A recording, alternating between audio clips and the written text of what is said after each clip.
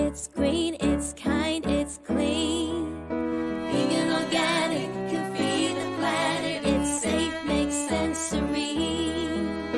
Vegan organic can heal the planet. Clean water, clean air, regenerate the land. We can feed the world with our hands. Clean water, clean air, regenerate the soil. We can feed the world, one and all. It's green, it's kind, it's clean. Vegan organic can feed the planet. It's safe, makes sense, serene. Vegan organic can heal the planet. Clean water, clean air, regenerate the land.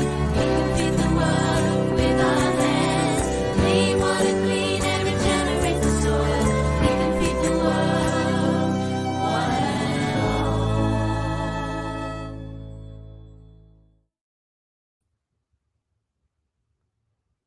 Well, what a way to start the show, everyone. Welcome to Veganic Gardeners Question Time. And you just heard from the Perpetual Choirs with the song we wrote for the Vegan Organic Network. Well, now, more than ever, it's vital that we engage with how our food is grown. So how is your food grown? Well, here in sunny Suffolk, we've got a veganic garden and we're doing what we can to grow our food. And, you know, by growing veganically, you're part of a growing revolution, which can not only transform your garden plot, as it has done mine, but also change the way in the world that our food is grown. Well, hi, I'm Giles from the World Healing Project. And now, have you ever wanted to know how to grow organically using only plant-based fertilizers? Well, we are here to answer all of your questions. Now, we've had people sending questions from around the world, and very exciting today, we have a global panel. All our shows are recorded and can be watched on YouTube. So please do like and subscribe to our channel. Post any comments as we go live today or questions that you have during the show, and we'll pick them up, trying to answer them straight away. Well, before I introduce our esteemed panel of experts, of veganic experts, I'd like to tell you about the Vegan Organic Network World Map of Veganic Gardens. Now, this is something that my garden here in Suffolk and loads of people around the world are getting involved. It's brilliant. It's free to join, and becoming a part of the map, you can be a catalyst for change, whether you have some pot plants or you help on a community allotment. It's a beautiful project. You know, you might have a school veg patch, or you manage a farm, or you nurture a garden. Whatever the size of your space and the level you're at, you can, using the map, connect with your fellow growers where you live and be part of a global community. You can share your bountiful produce, your seeds and your knowledge. Now, planet Earth, the Mother Earth, is calling for your involvement, for all of our involvement. It's a brilliant thing. So just check out the website, veganorganic.net. You can find information about the world map. Well, we're going to get into that a little bit more later, I am sure. But right now, it's time to introduce our panel of experts. And I'd like first up to introduce Jamie, who is an organic date farmer from California. Jamie Jones, how are you? Hey, I'm doing good. Thank you, guys. I appreciate being here. Oh, it's lovely to see you, brother. It really is. And one of the great things about the Vegan Organic Network Gardeners Question Time is we get to meet people like yourself, learn about your projects, be inspired and share that knowledge. Now, you grow dates. Dates, yep. It's a brilliant thing. You've got a veganic date farm. Tell us a little bit about it. Well, it's a 20-acre parcel. 5 acres are planted in dates, and all organic. The rest, and then the rest of it, or all of it actually, we have created a wildlife refuge, and so yeah, make space for all the animals out there that need a place to be, and yeah, it's we do mail order, and that's how we market our stuff, by mail order, and yeah, it's a lot of fun. And Jamie, just off before we went on the show, you were telling me that Dr. Greger, in his book, he mentioned your wonderful dates. That's right. He was a customer of ours for a while, and then he wrote his book, his best-selling book, How Not to Die, and he mentioned this in there for a good source of dates. And gosh, I never have to worry about customers again now, because he really helped us out. It's kind of like we're struggling there, but he kind of came to the rescue of our struggling veganic farm, and we're on. We got it made now. Beautiful, man. Well, I look forward to ordering some of your dates later on myself. Absolutely. Well, let us move on to our next panelist. And is he here? Who have we got coming next, Maestro, behind the scenes? Who's going to be next? It's Keith. Keith from the Scottish School of Herbal Medicine. Now, how are you, Keith? Or you just got to unmute. I think you're on mute. Sorry. That's all right. How are you? I'm good. I'm good. Lovely. Yeah. You look very well. Where are you I'm right now? Sorry? Where are you? I'm just visiting friends in Mallorca. Lovely. Well, different permaculture projects. Beautiful. It's a wonderful thing, isn't it, to travel, broadens the mind and learn more. So Keith, can you tell us a little bit about the Scottish School of Herbal Medicine? Sure, yeah. We were based in Glasgow for about 18 years and ran Bachelor of Science, Master of Science courses. But we moved in 2012. We closed the school in Glasgow, and we were based in the Isle of Arran, off the west coast of Scotland. Yes. Our website's veganherbal.com. Beautiful. So that's what it says in the tin. We've got 16 acres under veganic cultivation. And we have people come there. We take on 4 apprentices a year, for example.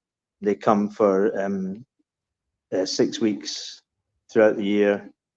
But we also run a correspondence course, and that's international, and folk can do that wherever they are in the world.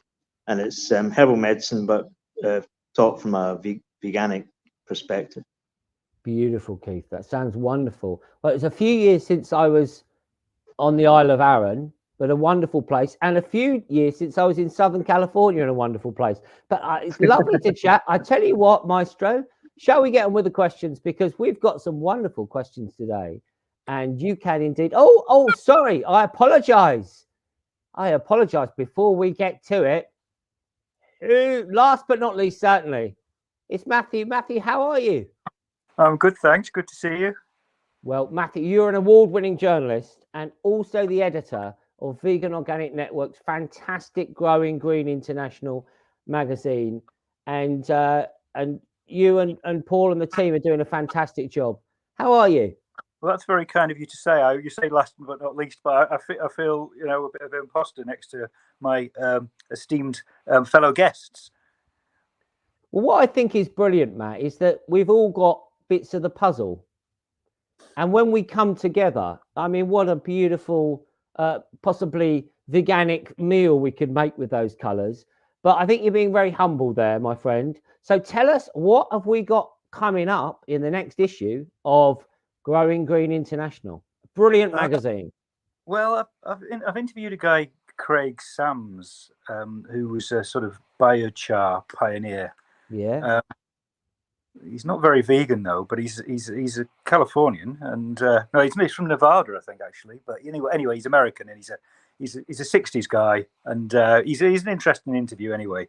And on behalf of Tolly and Tamara, we've talked to a lot of people who are stock-free farmers. Quite a bumper crop in the next issue, so it gives some really interesting perspectives. And we're going quite big on the map as well. Brilliant, wonderful. And I think there's even a feature from my very own wife, Juliet Bryant, on our developing veganic garden. I hope that might have slipped in. And we did a write-up on the organic growers gathering, and Von had a lot of fun there. We had a lot of fun with the team there. I think it's a brilliant magazine, and if you're not getting it, then you can go to veganorganic.net and, quite frankly, subscribe to the magazine, become a member. You get your magazine free. Well, looking forward to chatting more, Matt, as we go through the questions. So here we go, ladies and gentlemen, boys and girls, members of the jury, as I used to say at law school. What have we got for us then, Maestro? What's the first question, please? Okay, here we go. This is from Lucy. Hello. Panel, I've only got a small courtyard garden, so I have to grow in containers. What seeds can I start sowing now on the kitchen windowsill? I can transplant into these containers later. Well, I'm with you, Lucy. So, panel, we'll just go hands up and then we'll go around. So, who wants to start us off? We've got salads all year round here. You can grow salads. So I suppose it depends very much on your where you are in the world. Well, Lucy's in Brighton, so she's in South England. Yeah, I mean, the thing is, I find that the main limiting factor this time of year in the UK is the light levels.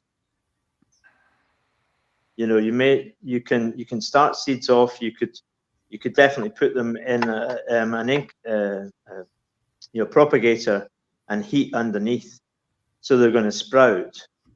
But the thing is there going to be enough light that you don't end up with leggy seedlings? You know, a leggy seedling where it just droops over in the end up because it's searching for the light. So at this time of year, you unless you have some kind of grow lamp or something like that, then you might be better to spend your time getting the ground ready rather than planting too much stuff. If that makes sense. You can, I mean, peas you could grow. They're frost hardy and will grow. Some of the brassicas, your Chinese leaves, the Mizuma, Mabuna, all these things you could start to sprout, but be careful because, as I say, if it's not a very sunny area, you're going to get seedlings that are going to grow towards the light, and then they'll flop over. So you could start your potatoes chitting. You could get some peas on the go, but otherwise, I'd be thinking about waiting for a bit. Lovely. Until it's more light. Thank you, Keith. So, Matt or Jamie, anything you'd like to add there? Over to you, Matt. Yeah, I mean, I would go. I mean, as Keith said, I think you can get potatoes out in March in Brighton. So if you've got some containers, you can plant them straight out once they're chitted. And inside, I would, on the windowsill in Brighton, which is by its very definition hopefully pretty bright. It's on the south coast. Tomato seeds, maybe, salad leaves, beetroot. They are all things which you could get going and for when it's ready to warm up. But I've got an allotment, and I've got it all ready to get the potatoes in at the moment. But everything is pretty wet here at the moment, so I haven't quite got anything underway because it's outside. Because it's a bit of a slow start just because of the waterlogging, really. Yeah. It's interesting sometimes when you've got you're growing in containers, windowsill and containers. It seems like Lucy's not got to worry too much about, the mud there. So some good advice. We're going to move on to question 2 because this is quite rare on Veganic Gardeners Question Time, that people specifically, they find out who's on the panel and they say, I need to know some information. So this is a question for Jamie. Are all dates veganic? And in what way do you engage with your local community or participate in sustainable agriculture initiatives? Thanks, Charlotte. So over to you, Jamie. Okay. Hey, thanks for the question. Those are good questions. All dates are vegan, but not necessarily veganically grown, but probably not veganically grown. When we're talking about veganic, it's a good idea to say use the word veganically grown, because the word veganic, it can have different connotations. For instance, we have a restaurant here in Southern California called Veganic, and it's 100% vegan. and it has organic food, but not too much veganically grown food. So, veganically grown refers to the practices that are aligned with the vegan values, like health, compassion, and environment. So, there, it encompasses all the ideals of sustainable agriculture, but with special emphasis on animal rights. So the conventionally grown dates, they've got all the issues that the other conventionally grown food has got, like chemical fertilizers or pesticides, herbicides. So it's good to, if you can't get veganic, at least try to get the organic or sustainably grown. And then the second part of the question is how do we engage with our local community? Well, since we live in one of the most economically challenged towns in California, we offer a substantial discount to our local people, and we actually will deliver right to your door. And this gives everybody a chance to get some healthy, locally grown food and affordable in an affordable way. Also, we've turned our entire farm into the wildlife refuge, and provide a space for these much needed space for so much wildlife that needs a place. And we like to think of the wildlife as an important part of the community too. If anybody's thinking about creating this wildlife refuge, it's so gratifying to connect with this wildlife. And it's that saying, build it and they will come. It's never more true than with a wildlife refuge. And no matter how big, even if you do something in your backyard, you can try to support some animals that way. And then what sustainable agriculture initiatives have we been involved with? Like, we got involved in the organic food movement early on in the 70s. And then we plugged into the raw vegan food movement in the turn of the century. And we're very active in the fight against GMOs. And our main focus is promoting veganically grown, the veganically grown, initiative. Beautiful, beautiful. Thank you, Jamie. Well, it's a wonderful project that you've got going there. Okay, Maestro, next question, please. Okay, could I ask a question for the panel, please? Well, the answer to that is yes, you certainly can. If raised beds are required, perhaps because the ground is contaminated or for accessibility reasons, what is a practical way of acquiring enough organic compost to fill them? Good question here. You've got to have raised beds. You want to go veganic. How are you going to fill them? Okay, who's up for answering that one? Okay, Keith, over to you. Just unmute you. Just unmute there, Keith. Sorry. That's all right. I haven't actually got much raised bed experience, but just in terms of what you see people advising, and I suppose it's a question within a question, you often see people talking about hugel culture, the German hill culture, and which starts with logs and stuff like that at the bottom, and that seems to be one way in which you can put long-term organic matter down at the bottom of the container, and then that uses up a bit of space. I just wonder what other people's experience is. Does that rot down eventually? How long will that take to rot? It seems to be certainly a way of filling space, but does it rob a bit of nitrogen? This is the thing we have to remember with anything we use. There's a carbon to nitrogen ratio, and you'll all be familiar with this. And there's a lot of people using wood chips. There's a lot of people advising us putting logs, woody material on the bottom of a bed like that.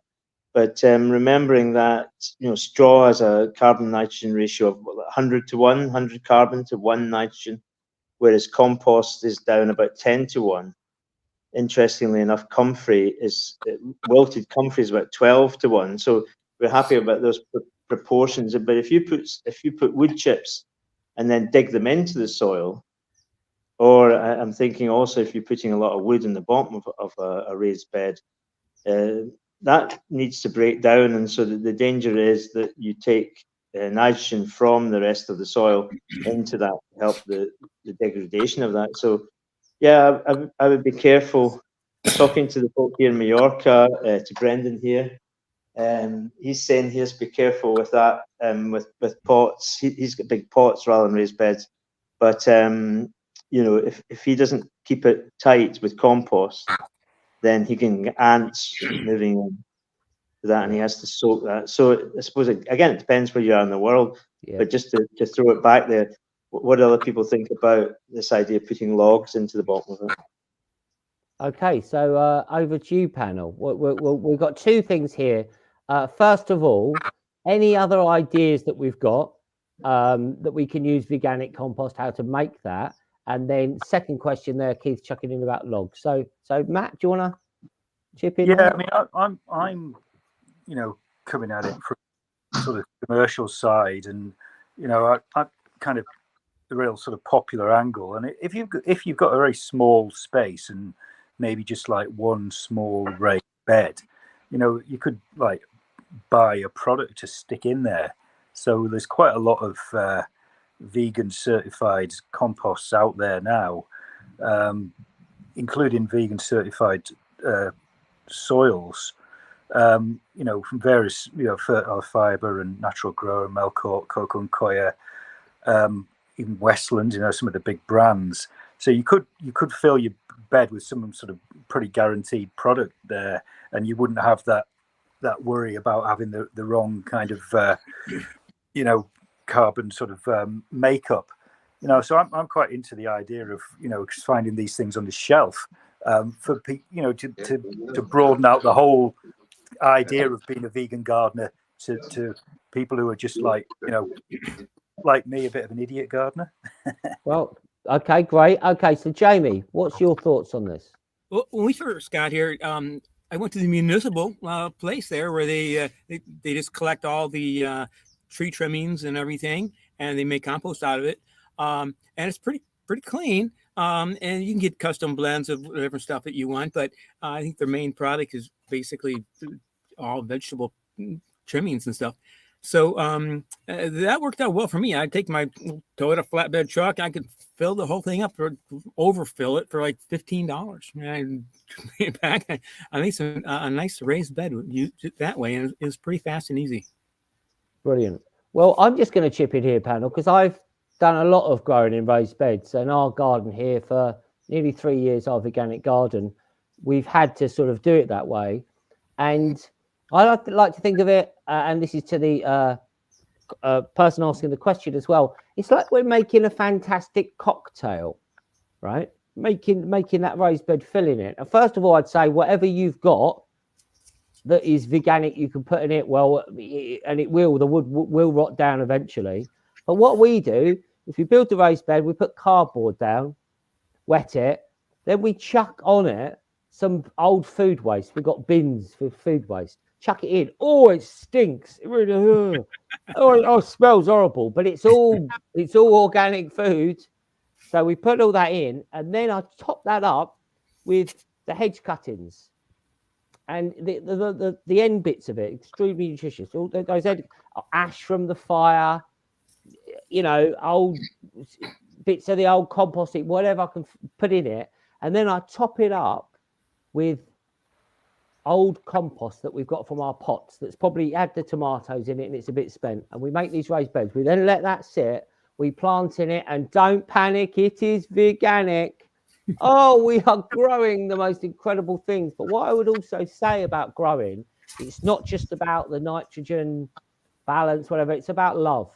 It's about connecting to your plants and putting the love into your plants, because years ago in Findhorn they grew these amazing vegetables virtually in sand. So it's, for me, it's about connecting to the earth with love. I think that's the secret ingredient. Okay, Maestro, let's have the next question, please. Oh, here we go. Someone down your way here. Can you recommend some heat tolerant vegetables that thrive in California's warmer regions during March? Okay, that's from Susie. She's in San Diego. Jamie, should we go to you first on this? Okay, yeah. Well, my favorite thing is okra. I know it's not a super popular vegetable, but I really like it. I just go out in the garden, I can pluck it right off and eat it. I like to eat it raw, and it's very heat tolerant. It's one of the few things you can even grow other than date palms is okra through the summer. So we have very hot summers here, and so I like to do my okra right around now. Cantaloupes is a good thing to plant. Corn, tomatoes, some of the hardier greens like kale or some heat tolerant spinach. Watermelons do good. And my favorite is the lemon cucumbers. You're not probably going to see these in the market because they don't have any shelf life. And after a couple of days, they don't look as good. But you pick them right off the vine. They are the sweetest, crispiest, most awesome thing. And so that's that would be mine. Don't forget the lemon cucumbers. They're incredible. Beautiful, wonderful. So Matt or Keith, I don't know if you've got anything else to add about the climate of San Diego. Bit far from Arran, isn't it? But similar to Mallorca. Yeah, California and Mallorca, Brendan. What do you think? It's What? a kind of California and Mallorca? In Mallorca. No. Yeah. Just a thing I was thinking about earlier on about starting stuff off too early. And often I find the stuff I've started early, all enthusiastic. The stuff you plant later, actually, it does better, overtakes it. Have you had that experience where you've started a crop off? I'll get this sown, and it's slow to start because it's a bit cold and things are there's not a lot of light about. And then you plant stuff a couple of weeks later and it actually overtakes it. So that's a kind of lesson of patience as well. It's nice to be organized and have the stuff ready, but you have to be a bit careful as well. Sure. I mean, I built a greenhouse in our garden, and it's just been fantastic just to extend the season. It's not heated. It was just made out of secondhand glass that I could find. But my golly, good golly, we had a cucumber in December, which for Suffolk's pretty good. So that's a wonderful thing. And lucky to you there for being in San Diego. Maestro, let's move on, please. Oh, here we go. Now, is this an essay or a question? I have a few questions. All right, okay. We put in an edible garden last summer, but unfortunately, the participant never added mulch. In the heat, the soil dried up and it turned into sand. My God, it's sort of like water into wine. It's been over a year, and we went to dig it, only about a foot deep. I don't know why you're digging, I don't. But not just to bury a few inches of leaves to work at amending the soil, but also to create a swathe to capture the little rainwater we're now getting. Oh, it's now a few inches of wood chips on top. I think we need a bit of help with some people's grammar here, Maestro. What else do you recommend for rehabbing the soil? And are there any cover crops or living mulches that you recommend? Any ideas how long it takes to rehabilitate the soil? Should we be growing plants that do well in sandy soil in the spring? Michelle, so I think we've got about 8 questions there, panel. Choose whichever one you want. Matt, should we start with you? Yeah, sure. Yeah, I mean, I've got very clay soil down the allotment, so I'd rather have sand than clay because I reckon sand's easier to fix than clay because basically you just add organic matter. If you've got clay soil, it's very hard to work, but sandy soil, you got a few advantages. It's going to heat up a bit quicker for a start in the spring. You can get going a bit earlier, and but obviously the problem is it's not going to hold nutrients or water. So you need to, and I think doing the right thing, like putting in that layer of leaves and leaf mold, is a good idea. And if you're putting, any sort of organic matter like grass clippings or some wood chip mulch on top. And then cover crops, great idea too. Something like clover or vetch this spring would be good. So I think it's certainly a fixable problem. Yep, lovely, good advice there. Whatever you've got, chuck it on, I'd say. Keith, anything from you, my friend, that we can help Michelle with her sandy problem? Yeah, I mean, as you're saying, build the soil up. You know, you're starting from a basic level. Put stuff on top. You know, loads of mulch, whatever you've got, chop it up. Sandy soil can be good for growing carrots. Can be good for growing things like garlic if it's a sunny spot. So yeah, play to your strengths. Leaf mold is good. It's a soil improver rather than a soil feed. The idea of growing cover crops great, especially if it's a legume. Matt was talking about the vetch or the clover or anything, even mustard that you're going to grow as a green manure crop and then sort of chop up and either slightly incorporate the soil or just have it on top. Continually throwing stuff on the top is good. Just again watching. I think there's often a bit too much of that mulch starts to go into if you dig it in at all. Any of the wood chips, again from the carbon nitrogen thing we talked about earlier, keep it on the surface and let it degrade down and build the soil up rather than worry too much about digging stuff into it. Yeah, I would absolutely echo that. Okay, so Jamie, you're in Southern California, so I suppose it gets a little bit hot and sandy. Have you got any advice for Michelle? Yeah, we have very varied types of soil here. Like Matt, I have very heavy clay actually where I am. Most of the bait growing area is sand. Actually, you consider yourself lucky that you've got sand because it's a lot better than clay. Luckily, the dates are very adaptable. They do well. But yeah, if you do want to enrich it, so alfalfa is a good nitrogen fixing plant or bell beans or something. So anything you can add your soil to just beef it up a little bit is going to help and hold water and give nutrients to whatever you're growing. Brilliant. What I would say, Michelle, is just look at what you might be throwing away yourself in terms of food waste or hedge cuttings or anything. Look at what's in your local environment. I've got fantastic comfrey just a little way yonder down by a brook. I can pick loads of it. I've got nettles. I've got so much around me that you can use. And maybe your neighbour doesn't, they don't spray their crops, and maybe you can use some of their hedge cuttings. Crikey, we can make compost if you've got room to make it. Okay, Maestro, please.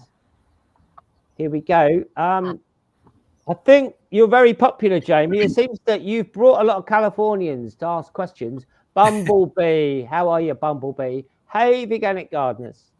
All righty. How should gardeners protect their vegetables from unexpected temperature fluctuations or late frosts in California in March? Okay, so we'll start with referring to California, then we'll broaden it out to where other people might have this same problem later in the year. Jamie, over to you. Okay, what I like to do is I get a spool of heavy gauge wire, and I cut 6-foot sections. And so they're already nice and curved, and you just stick them in the ground over your bed, and every 6 feet or something like that, and you cover it with a crop coverage you can buy from a gardening supply store or something. Hopefully, a perforated one you can just leave it on so that when it does get warm again in the afternoons or something, it can vent. And but that works really good for me. And then during those nights when it gets really cold, I go out there and put blankets over top of that too. But yeah, and then those hoops are so good because so then as the season goes on and warms up, you want to protect from the sun. So then you can just get your shade cloth out and put them over those hoops, just like the crop cover. And that's really a good way. It has worked well for me. Brilliant advice. I mean, it's just so simple. I don't know why I've never thought of it. So Keith and Matt, obviously we're not going to probably worry about this because we're not putting such stuff out in the ground now, but maybe later on for people in a colder climate, how do you protect those tenders against the early frosts? Over to you, Keith. Yeah, there's this as you know, I said I'm normally on the island of Arran rather than the island of Mallorca. And there was an old boy in the village used to have the first potatoes. First, he was very proud of the fact he had the first potatoes on the island, and he'd plant them really early. And if there was frost, he would go out and use hot water to water them. So Wow. he was really enthusiastic about that. And it's worth thinking a moment about frost, because another head gardener, Cecil, told me one time, or early on in my career, he said, "Do you know, frost moves like water; it flows like water." And he'd cured a couple of frost pocket gardens by knowing that. Land I had previously was a frost pocket, and what we did was we dug a ditch at the bottom of it, and when frost came along, it flowed down the field and into the ditch and then flowed away. Yeah. And Cecil had also cured a garden by replacing the ornate cast iron gate with all the scrolls and everything like that with a solid iron gate, and so the frost couldn't enter. So it's interesting that you can deal with frost as well as protect the plants. You could look at the landscape of your garden and you could actually protect against that as well. And here in Mallorca and elsewhere where they have orchards, you often have when the prunings, they leave the prunings in the orchard, and if there's a threat of frost, they'll light bonfires all over the orchards. The almond groves here are orchards in Kent, and that's enough heat to lift the frost up and away off from the plants. So frost flows like water. Think about that, and you can often cure a frost pop. Beautiful. I mean, what a mystical wisdom that was, Keith. Thank you, Matt. Honestly, it's beautiful. I loved it. Loved it. Matt, what about any advice from you? I can't really compete with that advice, but No one can.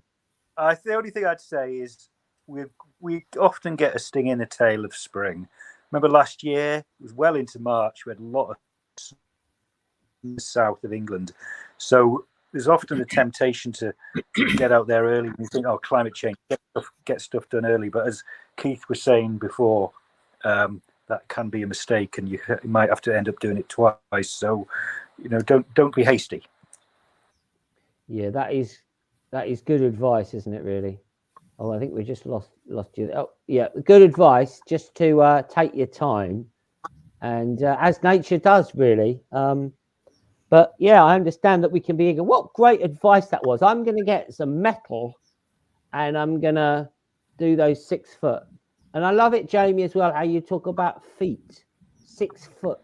It's something that I can understand. I can kind of measure it. People start talking in metric, and it loses me. Over to you, please, Maestro, with the next question. Here we go. All right. Katie in Devon, regular contributor. When is the best time to start sowing seeds outdoors in the UK? What vegetables or flowers are suitable for planting this month? I think we covered that a bit, but let's just quickly recap for Katie. Who wants to go first? What can she plant now in the UK, outside, or soon? Well, there's a saying that when the sower that sows seeds should be naked. So when you're sowing them, you should be naked. Yeah, if you're sowing stuff outside, it should be warm enough to not have any clothes on. Well, that's great advice. I mean, we do tend to like taking our clothes off here in sunny Suffolk. So that's probably quite often for us. But well, great advice there. I can't personally, Panel, I can't wait to get my potatoes in, my chitted potatoes in. Now, can I do that? Can I put them in? Well, we always say Patrick's Day, don't they? But I think you can do it earlier than that now, depending on where you are. Yeah, I mean, I'm in sunny Suffolk. It's almost like God shining on us here. I don't know. Well, anything else though? So let's say you're naked, St. Patrick has come along. What are you going to put in, Matt? What can we tell Katie just to whack in? It's St. Patrick's Day. We've got a vegan Guinness in one hand, the trowel in the other. What can she do? Where is Katie again? She's in Devon.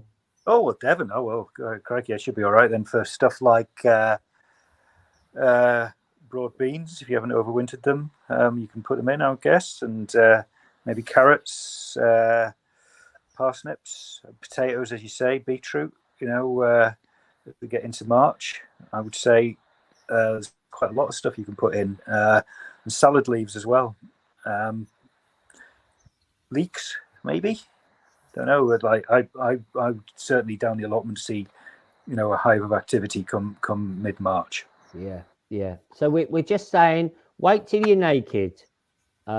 Katie, is that really the overriding? I hope I don't get in trouble for saying that. Okay, let's move on. We've got just a couple left, and we're doing so well, panel. You're all fantastic. Okay, here we go. It's Jim. It's Jimbo. Hi, panel.